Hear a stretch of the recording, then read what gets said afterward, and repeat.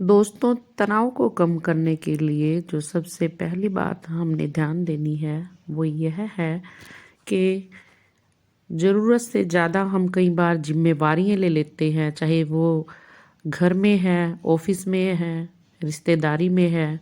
शुरू में तो हमें अच्छा लगता है कि सामने वाला हमें अप्रिशिएट कर रहा है, लेकिन कुछ समय के बाद सामने वाला जो है दूसरों के नाम की भी जिम्मेवारी है और उसको पता है कि ये इंसान कर लेगा, चाहे वो ऑफिस है, चाहे घर है या आपका फ्रेंड सर्कल या रिलेटिव है, तो सभी ये समझ लेते हैं कि ये इंसान कर लेगा और सब कुछ उसके ऊपर ही डाल देते हैं, थोप देते हैं।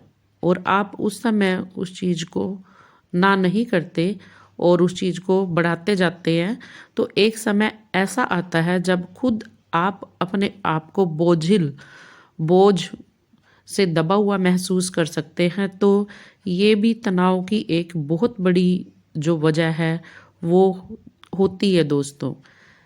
आपको फिर आप सोचते हैं कि मना कैसे करूं और इसमें मेरे से कोई गलती होगी तो फिर सामने वाला सुनाएगा भी। तो आप इतने कॉन्शियस हो जाते हो उन चीज़ों को लेके और इतना आपके ऊपर प्रेशर और बोझ बढ़ जाता है कि चाहते और ना चाहते हुए भी आपका मन और आपका तन ना ही आराम कर पाते हैं और ना ही शांत रह सकते हैं।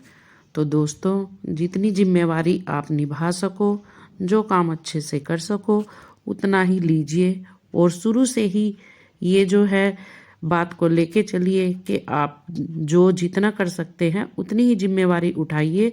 ज़रूरत से ज़्यादा बोझ आपके मन और तन दोनों को थका देगा।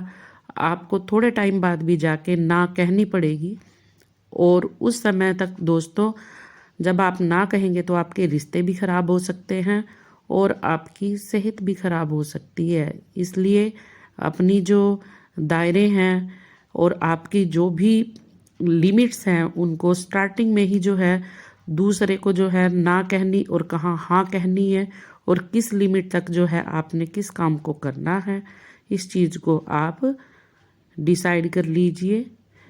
ये बहुत ही ज़रूरी है दोस्तों, क्योंकि शुरू में आप जिम्मेवारी करते जाते हो और दूसरों को आपकी आदत पड़ जाती है और जब आप एक समय के बाद उनको मना करते हैं तो फिर उससे हमारे रिश्ते भी खराब होते हैं, मन खराब होता है और तनाव की स्थिति चाहते और ना चाहते हुए भी उत्पन्न हो जाती है।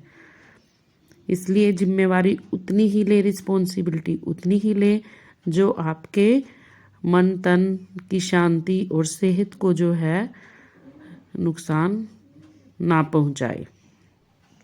इसके बाद दोस्तों, जो सेकंड जो हमारी बात है वो है जिंदगी को आसान बनाने के लिए इन दो बातों की गिनती करना छोड़ दें। सुख, खुद का दुख और दूसरों का सुख। इसका मतलब है दोस्तों, जो हम कंपैरिजन करते हैं अपने परिवार में, अपनी रिश्तेदारी में, अपने ऑफिस में, अपने समाज में, कहीं पर भी जो हम कंपैरिजन किसी भी तरीके का है करते हैं, हम सोचते हैं कि हमारे पास ये सामान नहीं है, सामने वाले के पास इतनी लग्जरी लाइफ है, या हमारे पास उसके कंपैरिजन में धन कम है और जो हमारे जीने के जो संसाधन हैं वो कम हैं, या सुंदरता वाइज भी या किसी भी तरीके का सुख जब हम सोचते हैं कि सामने वाले के पास ज़्यादा है और हमारे पास कम है, तो हम देखना दोस्तों ऑटोमेटिकली उस जोन में चले जाते हैं। तो हमें हमेशा फिर यही लगता रहता है कि हमारी जो ज़िंदगी है वो कुछ भी नहीं है, वो बस दुखों से भरी हुई है, सामने वाला ही खुश है। चाहे हमें नहीं पता है कि उसके पीछे उसके भी अपना दुख है, क्योंकि हमेशा याद रखना दोस्तों, जिंदगी में कोई भी परफेक्ट नहीं है। हर किसी की अपनी कुछ ना कुछ समस्याएं हैं और यही जिंदगी है। जैसे कुदरत ने भी अपना नियम बनाया है, रात के बाद दिन, दिन के बाद रात, तो सुख के बाद दुख, दुख के बाद सुख, ये क्रम तो आखिरी सांस तक चलता है। सबसे पहले तो अपने दिमाग से ये चीज़ निकाल दीजिए कि जो है सामने वाला हमसे ज़्यादा सुखी है और हम नहीं हैं, क्योंकि हम जैसी सोच रखेंगे, जैसे विचार रखेंगे, हमारी ज़िंदगी, हमारी जीवन वैसा ही बनता जाएगा। क्योंकि हमारे चारों तरफ हम उन्हीं विचारों का जो है एक फील्ड तैयार कर लेंगे दोस्तों। एक जो कहते हैं नेगेटिव एनर्जी, अगर नेगेटिव थॉट सोचेंगे तो नेगेटिव एनर्जी ही हमारे चारों तरफ क्रिएट हो जाएगी। और अगर हम पॉजिटिव सोचेंगे कि सबसे बड़ी जो चीज़ है दोस्तों वो है मन की शांति, जो किसी भी धन दौलत रुपए पैसे से नहीं खरीदी जा सकती। वो सिर्फ हमारे मन से, हमारे अंदर है, सुकून है एक दोस्तों। तो कभी कंपैरिजन मत कीजिए किसी के साथ भी। और जो तीसरी बात है दोस्तों वो है तनाव से बचने का सबसे अच्छा तरीका है कि हम खुद पर भरोसा बनाए रखें। अगर खुद पर भरोसा नहीं होगा तो तनाव भी दूर नहीं होगा। जी हाँ दोस्तों, ये बहुत ज़रूरी है अपने ऊपर विश्वास बनाए रखना कि yes I can do this, मैं ये कर सकता हूँ। कभी भी लाइफ में जो है कुछ भी करने से डरिए मत, शुरुआत ज़रूर कीजिए। फेलियर से मत डरिए, क्योंकि क्या होगा ज़्यादा अगर हम कुछ काम करना शुरू करते हैं यही सोच के डरते हैं कि लोग क्या कहेंगे, अगर मैं फेल हो गया तो क्या होगा। इन सब चीज़ों का प्रेशर मत लीजिए, क्योंकि अगर हम फेल होते हैं तो हमें एक्सपीरियंस मिलता है कि किन कारणों से हम फेल हुए हैं। और नेक्स्ट टाइम आप उन चीज़ों को इम्प्रूव कीजिए और फिर से शुरुआत कीजिए। यही ज़िंदगी है दोस्तों। जैसे चींटी बार बार प्रयास करती है और जो है फिर चढ़ने में कामयाब होती है, बार बार गिरती है। एक बार में सफलता भले ही ना मिले, लेकिन कभी फेलियर से मत डरिए और अपने ऊपर विश्वास कीजिए, कॉन्फिडेंस रखिए। कभी भी अपने आप को दूसरों से छोटा महसूस मत कीजिए, क्योंकि भगवान ने सभी इंसानों को बुद्धि दी है, हमें एक अच्छा सोच विचार करने की जो है क्षमता दी है। तो अपने आप को कभी कम मत आंकिए, प्रयास कीजिए, अच्छी सोच रखिए और आगे बढ़ते जाइए। अपने ऊपर कॉन्फिडेंस रखिए दोस्तों।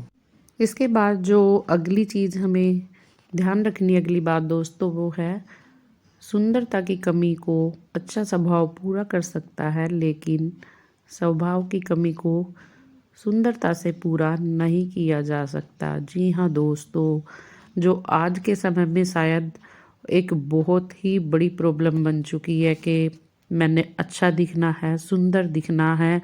लोग पर्सनैलिटी का मीनिंग आज के टाइम में सिर्फ और सिर्फ एक अच्छा दिखना समझते हैं, चाहे अंदर से उनकी सोच कैसी है, क्या नज़रिया है चीज़ को देखने का, कैसा औरों के साथ बिहेव करना है। बस सबको ये है कि हम सुंदर दिखें। बाहरी जो आवरण है उस पे हम लोग ज़्यादा ध्यान दे रहे हैं आज के वक्त में, कि अंदर से अपने आप को कैसे हमें अच्छा बनाना है उसकी तरफ आज के वक्त में लोगों का कम ध्यान है। सिर्फ एक बाहरी सुंदरता, अट्रैक्शन पे सब लोग जो है खींचे जा रहे हैं, जो एक बहुत ही गलत बात है।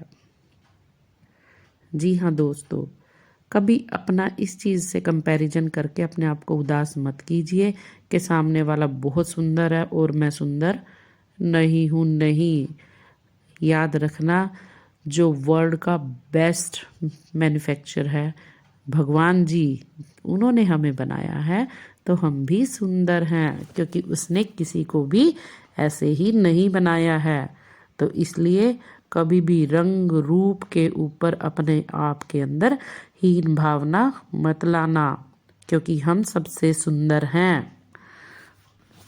अगली बात जो हमें ध्यान रखनी है वो है दोस्तों, अकेला व्यक्ति बहुत कम काम कर पाता है, लेकिन बहुत सारे लोग एक साथ मिलकर काफ़ी कुछ कर सकते हैं। जी हाँ दोस्तों, अकेले व्यक्ति को कोई भी काम करने में ज़्यादा वक्त भी लगता है, ज़्यादा एनर्जी भी लगती है। और सबसे बड़ी बात है दोस्तों कि आप कई बार बर्डन फील करते हैं और आपके मन की शांति भंग हो जाती है।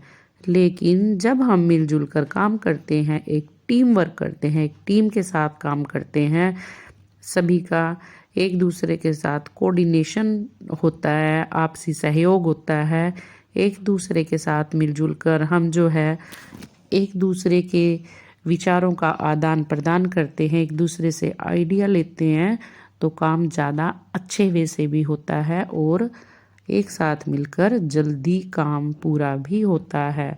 तो इसलिए दोस्तों कोशिश कीजिए कि जब आप घर में, परिवार में, ऑफिस में कोई भी काम कर रहे हैं, अकेला उस चीज़ का स्ट्रेस लेने की बजाय या उसको अकेले करने की बजाय जो है एक टीम में करना ज़्यादा प्रेफर कीजिए।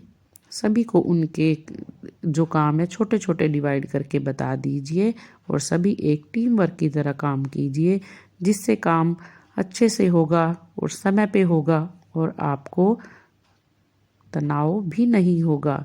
क्योंकि जब हम साथ मिलकर काम को करेंगे, एक दूसरे को हम आइडिया भी देंगे, एक दूसरे को हम मेरिट डीमेरिट भी बताएंगे और उससे काम ज़्यादा अच्छे तरीके से होगा और हम में से किसी को कोई तनाव भी नहीं होगा। इसलिए मिलजुल कर काम कीजिए दोस्तों और समय पे काम होगा।